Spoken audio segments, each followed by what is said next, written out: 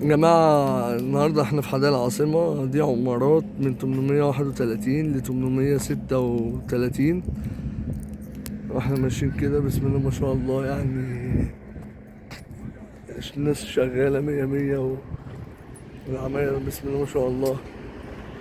ده حدائق العاصمة الإعلان العاشر.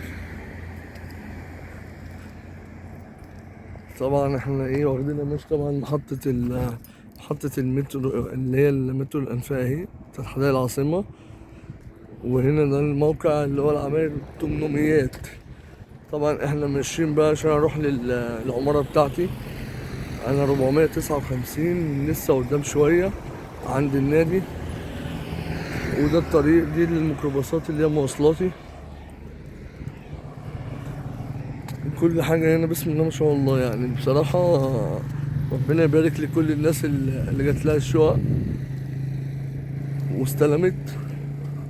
في ناس قاعدة، يعني في ناس مش كتير بس في ناس فعلا قاعدة وموجودة.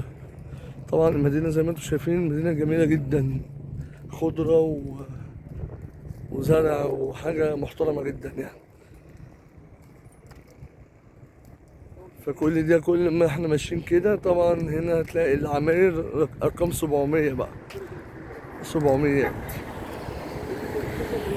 وادي المواصلات بقى اللي هي الباصات مواصلاتي. الجاز ورا هنا قدام محطة المترو بالظبط، دي محطة المترو وهنا الجاز قدامها.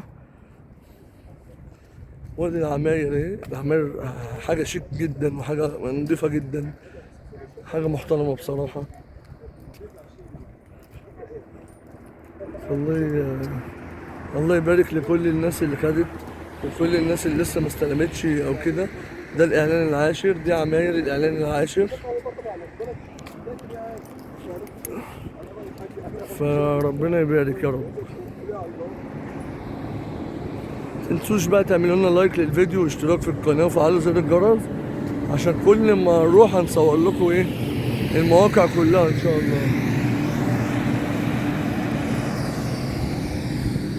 الهوا بسم الله ما شاء الله حاجة محترمة جدا. الهوا والخضرة بصراحة يعني هي ناقصها بحر. يعني العماير بسم الله ما شاء الله حاجة محترمة وحاجة شيك جدا جدا جدا.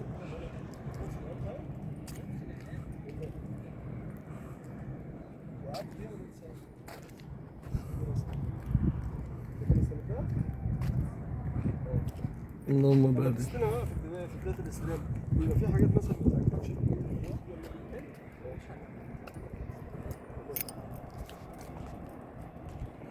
طب وده ايه؟